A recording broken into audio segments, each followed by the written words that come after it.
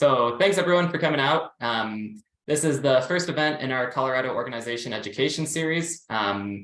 This is going to be really, really important for us moving forward. I really want to level set expectations with everyone in the party. As a new political party, we have a long road ahead of us. We've got a lot of building to do in terms of all of our party infrastructure, as well as building our membership and things like that.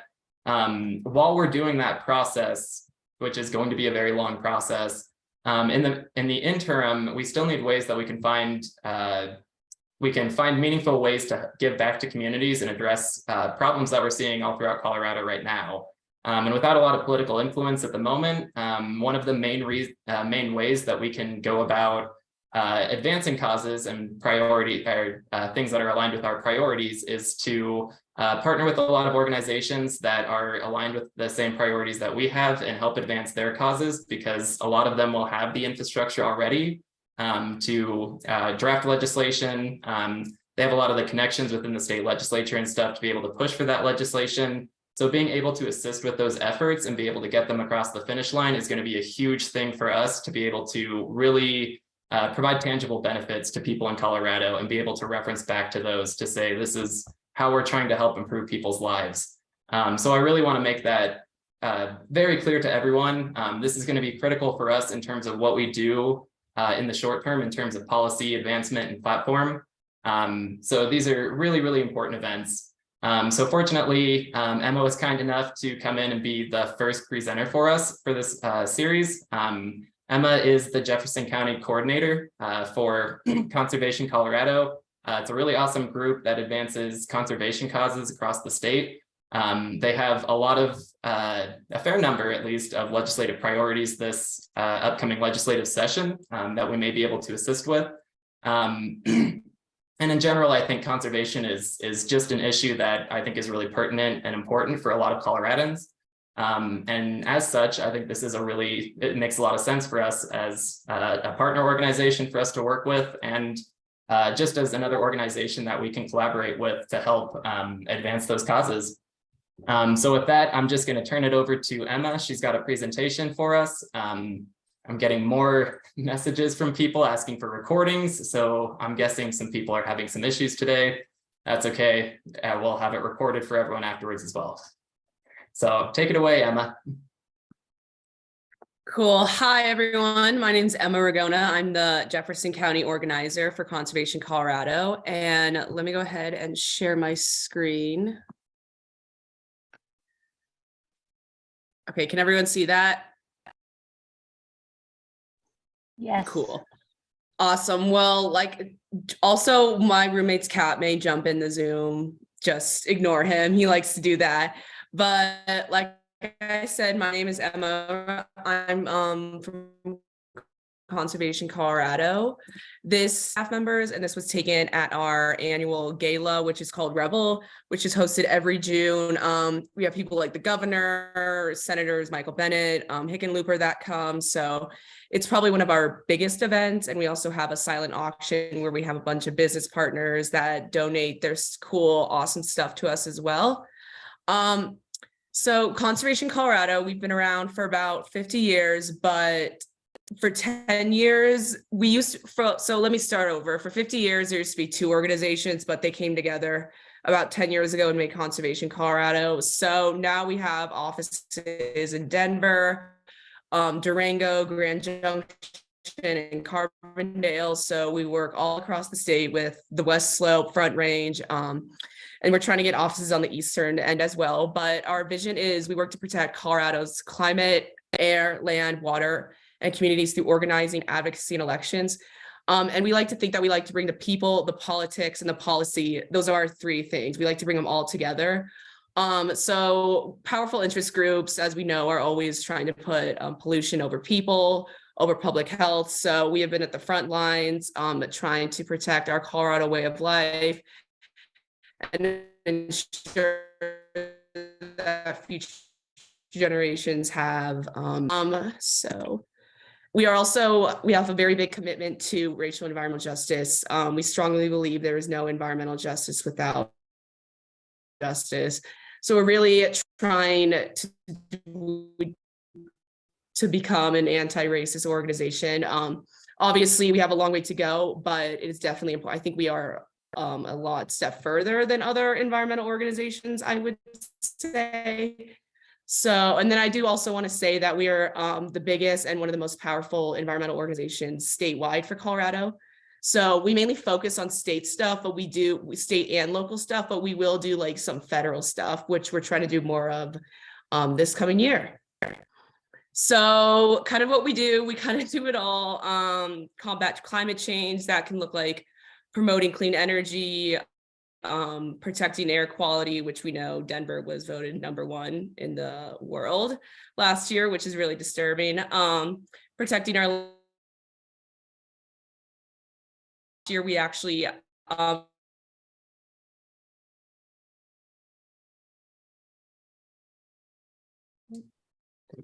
Hey, Emma, can you flip off your video? I think we're having a bit of problem with the audio and the share screen and the video at the same time. Sorry, continue. Cool, is that better? Oh yeah, that's much better. Okay. Yeah, so like last year, protecting public lands, like I'm not sure if you guys know, but Camp Hale, that's basically how the skiing industry started. It was in there since World War II. We were a big part of Biden signing that and making it a national monument, which happened this past year in 2022. Preserving Colorado wildlife, we did the Colorado Wildlife Crossing Pass. We were part of that, which passed last year. Electing pro-conservation leaders and holding them accountable, making sure that they're doing what they said they do and calling them out if they don't do what they're saying they're doing. And then this is kind of where I work, is standing up for our communities. So organizing frontline communities. So I organize Jeffco. We have an organizer for Grand Junction, an organizer for Arapahoe and Adams County, which we just hired. Inspiring local action, just trying to get more people involved, engaging elected leaders, and ensuring that the just transition to a clean energy future is desirable throughout the community. So kind of how we are organized, there's like technically 3 organizations under the Conservation Colorado. The social media, the elected officials related to protecting our land, water, air, and people. As well as working on increasing voter participation and organizing grassroots. Then we have the Conservation Colorado Victory Fund, which is a political committee that engages in independent expenditures that supports state level pro-conservation champions and to defeat those that are in the way of our goals. And then lastly, our Conservation Colorado Action Fund, which is basically where donations go for pro-conservation candidates. So all 3 of these are under the Conservation Colorado umbrella, but this is kind of how it's set up, like donation wise, because we are, I forget the name of it, but we are a nonprofit. I'm not sure the exact stance on it, but yeah. And then we do also have Pro Tejete, which is kind of our Latino Spanish initiative.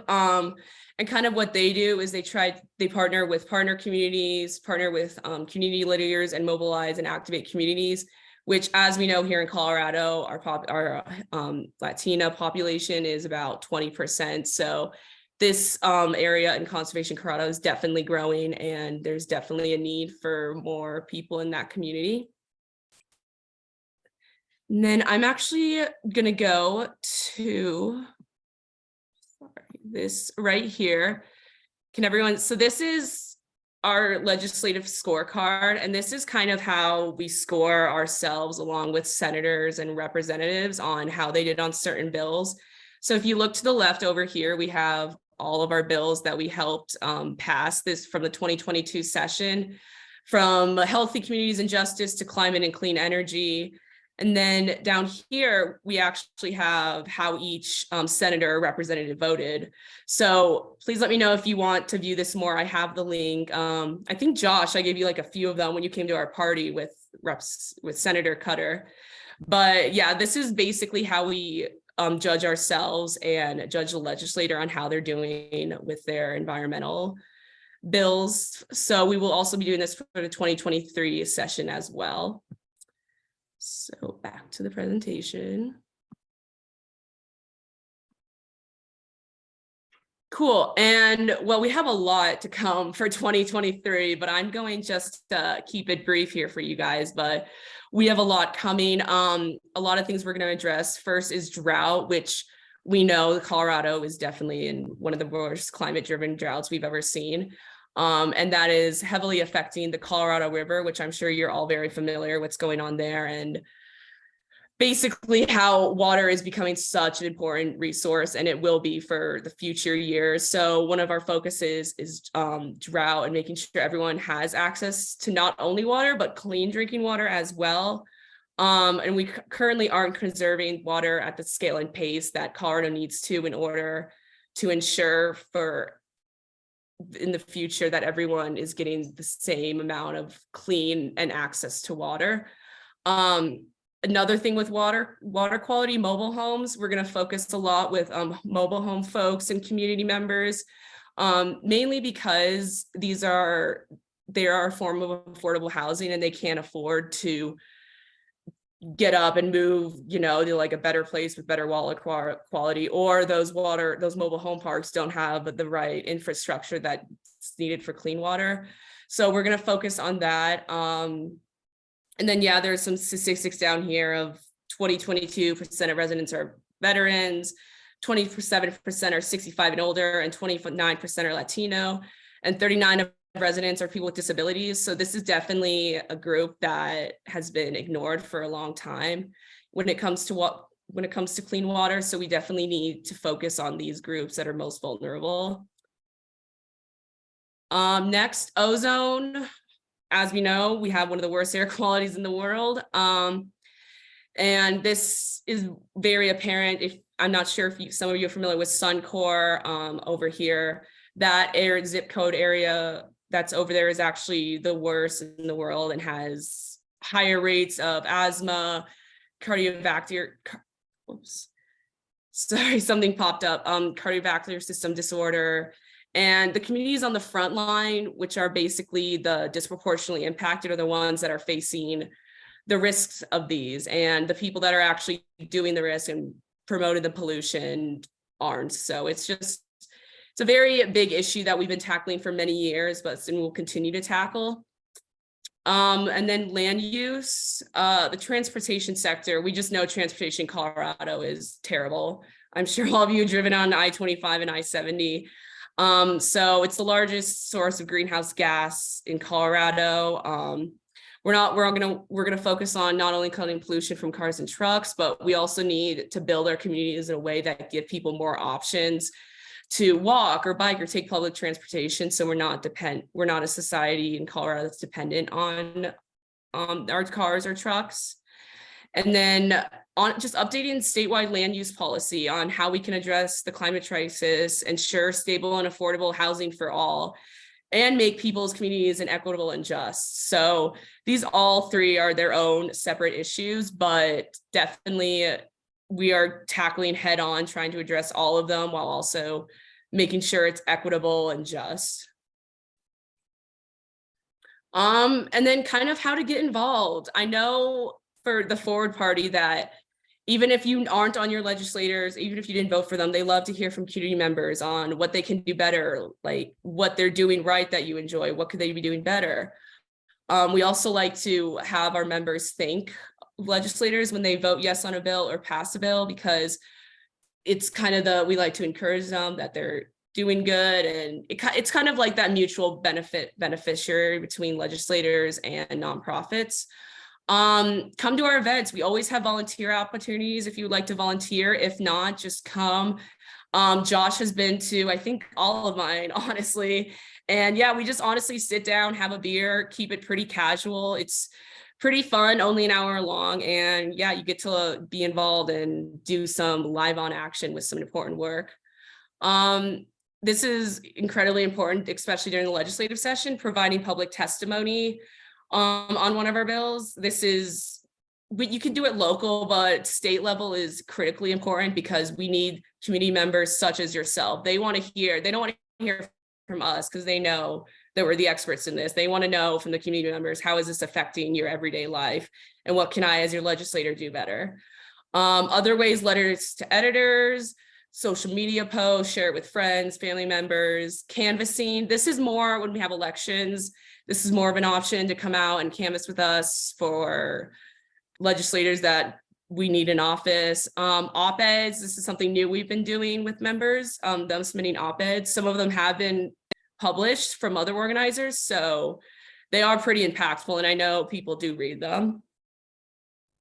Yeah, and then here are 2 events that are coming up. Our second ever lobby day will take place March 15th at 8:30 a.m. We're meeting at some other place, but we do head over to the Capitol and basically lobby our legislatures. And it's a really talk to them about your concerns for the community. And then also I'm having a Jeffco legislative kickoff with Senator Lisa Cutter and Representative Sheila Leader on February 1st at 6 p.m. We are still trying to decide the location for that, but I'm sure if you ask Josh, he will know, because I will let him know as soon as I figure that out. But yeah, I think it's probably just going to be like a happy hour. Come have a drink with Senator Lee Cutter. She's an amazing woman, no matter what side of the aisle she's on. She's honestly probably our best climate environmental champion. So she's awesome. And then our Sheila Leader is a new representative, but she also is wanting to tackle these environmental issues head on. So yeah, those 2 events should be awesome. And then, yeah, I think I just left this slide for questions, comments. Love to hear feedback from any of you. I'll start it off because I got a question from a member who said he was stuck in the snow and couldn't make it tonight, but he had a question he wanted to ask, which is, if I can find it in the chat. Yes. What is Conservation Colorado's position on nuclear, if you have one? Sorry, on what? On nuclear energy? I don't think we do really go into the energy sector or nuclear sector. The best person I would talk to about that is our public lands person, but I'm going to be honest, I don't think we work a lot with nuclear as far as I know. Yeah, that makes sense. That's more energy focused. Mm-hmm.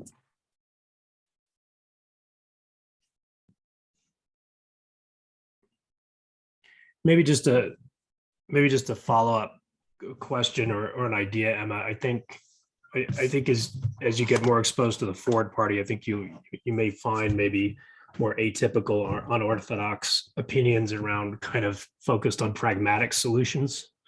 And I think when we're talking about addressing the components of human-caused climate change, the potential for nuclear energy is a big one. And if we're really serious about the existential threat of carbon-based climate change, which is certainly the popular thought, I think you'll just find a lot of people are going to be interested in how nuclear can potentially play a role. Whether you guys end up in a position for or against it, it probably would be a good one for you guys to take a look at, because it could be a significant one for Colorado for sure. No, yeah, definitely. I made note of that, and thank you for pointing that out. I'm sure that it will definitely come up, especially like you said, with like these atypical or like with the Ford party, we are going to get that come up a lot. So I think that is important that we should make note of that. Thank you for that.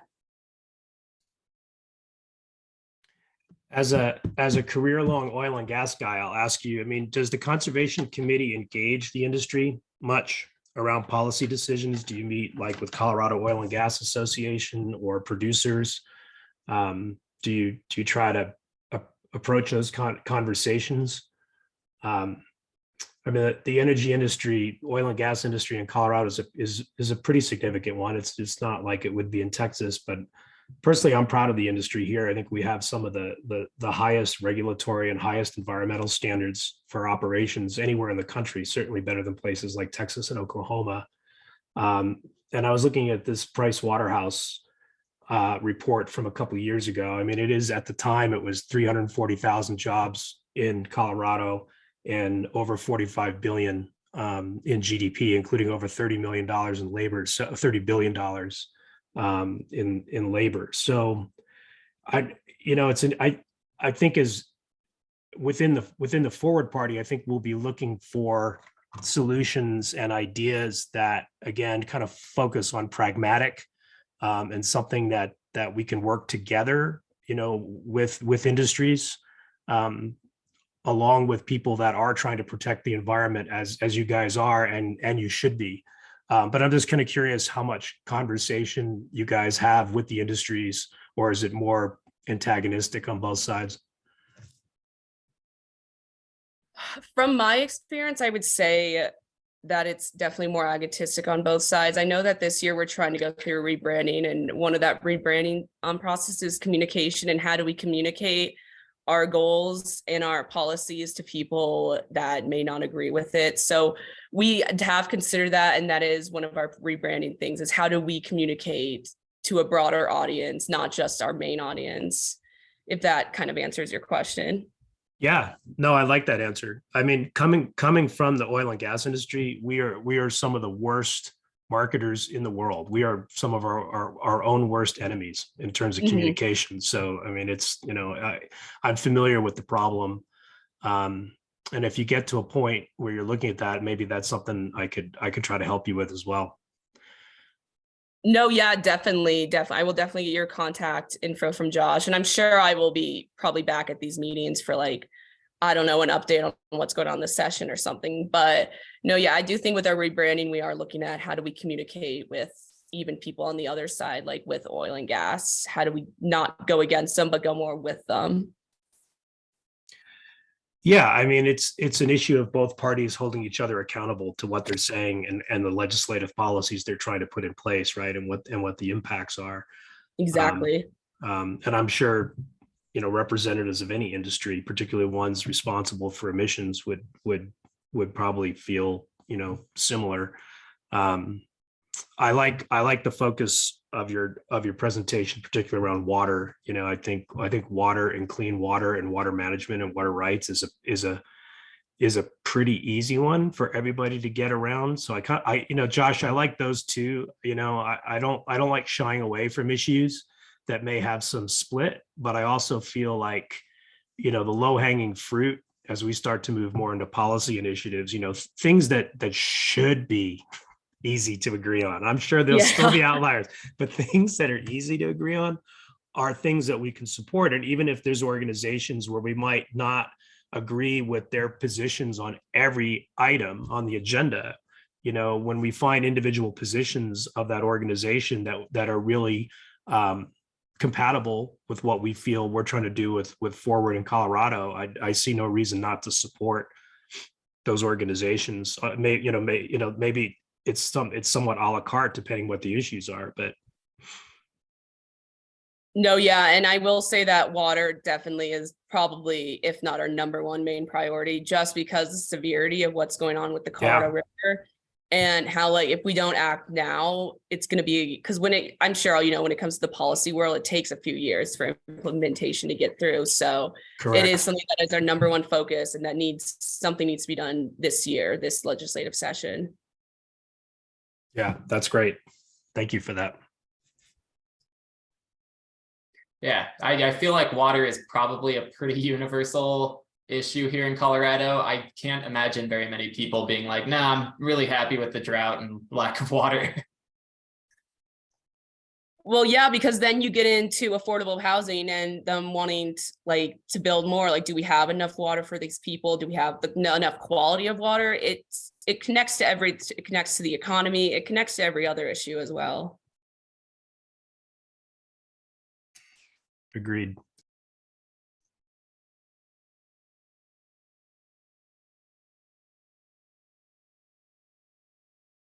Tiffany, you look like you're about to say something. I keep seeing you. Thanks for noticing, Josh. Well, as we're talking about water, this brings up, because I actually work in agriculture, and I have witnessed the constant back and forth between a topic that I think is important in Colorado and important to the Forward Party, and that, for me anyways, is to try to bridge that gap between the urban and rural divide. And I think water is a huge one, because of course there seems to be a bit of a battle between farmers and ranchers and the growing communities that are requiring more water to build houses and those kind of things. So I feel like it's an important issue and something that the Forward Party, and we've talked about this before, but that the Forward Party should really help to address at least our Colorado priorities. Yeah, definitely, Tiffany. I know with our West Slope team, they definitely face or get an earload of that like pretty much every day about the Front Range. And so, yeah, it definitely is an issue, an interesting issue, the rural versus urban divide. And just like Rich was saying, you know, with the oil and gas industry, coming together and trying to have those conversations, because I think, you know, of course, farmers and ranchers need water and want water, and the urban communities need water, want water, but we also need agriculture to grow our food. So I think, you know, we can maybe have some differing opinions, but coming together and tackling those huge issues, which I know that Conservation Colorado and other organizations already are doing, but it's just, like we've said, it's a huge problem, a huge topic for the whole western half of the United States. Certainly we're one of many states who get our water from the Colorado River Basin. So it'll be a topic we're talking about for a long, long time, I'm sure. Yeah, on that note too, and not to step on your toes, Emma, but I did learn at one of the Conservation Colorado events that I think it was something like 85% of our water, roughly in that ballpark, goes to agriculture in the state. It's some really significant number. You can correct me on that. Yeah, I think it's definitely like 80 to 85% of agriculture uses our water. And that's pretty significant. It also seems like there's a lot of ways that we could help address that just by conserving the water better in agricultural systems. Just sounds like there's new technology for. So like Tiffany was saying, I think there's a lot of opportunity to collaborate across competing interests, especially as things like technology continue to evolve and change. Definitely. I know we're looking at like alternative water sources as well. We're learning that reservoirs aren't the best at conserving water. So we're definitely looking into other water storage solutions as well.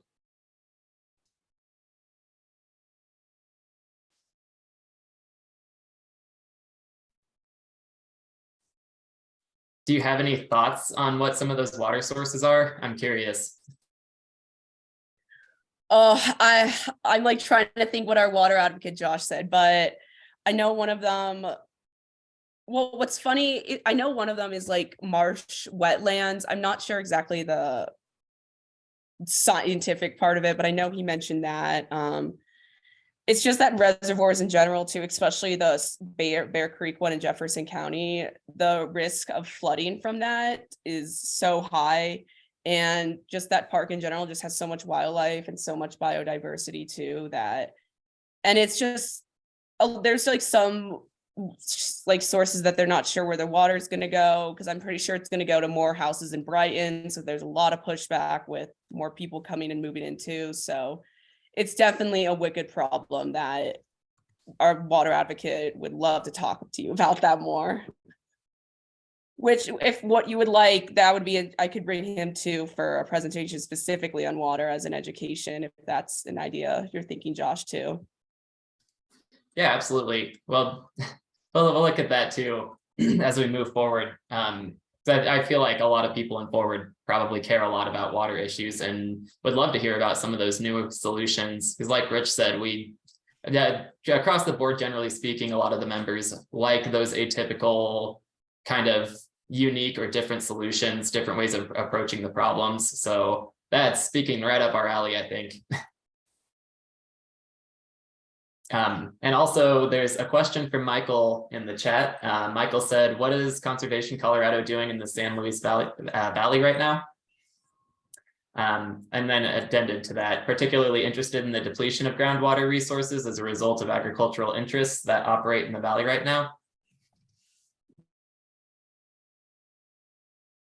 Yeah, I'm not 100% sure what's going on in the San Luis Valley. That would be more of like one of our Western Slope organizers. So, but I do know that there was some federal work on it that we did last year with what was it called? Oh, what was that? Infrastructure bill. I know that some of that money was going for the San Luis Valley. So, but I'm not 100% sure on that. Maybe But Emma, yeah, that they sounds like could- people want to learn more about water. So I would definitely let Josh know that there's a big interest. Yeah, I was just gonna ask Emma, maybe we could get that contact, kind of your counterpart for that part of the state. Maybe we could have a follow-up discussion with them, either in a meeting like this or over email or something. No, yeah, definitely. And I don't want to say something that's not true either. I'd rather let the experts themselves talk about what they know best. Yep, I made a note to grab the contact information. And then also I will, when I publish the meeting online on our YouTube channel, I will grab all of the links that were presented in Emma's presentation, and I'll include those in the description. So everyone will have those available as well.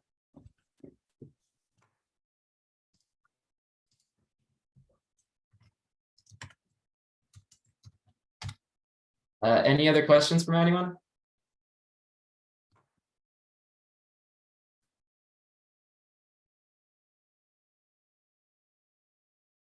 Going once, twice. I won't complain if we wrap up a bit early. It's a cold day. And oh, Tiffany came Well, off. I will just say real quick, something that I was pleasantly surprised by, is your initiative to work with water in mobile home parks. We're reading all the time about the lack of affordable housing in Colorado. So I think it's great that you're targeting that particular type of living space. And that's not something I would have ever thought you were going to be talking about with Conservation Colorado. So thank you for that. That was surprising and very interesting.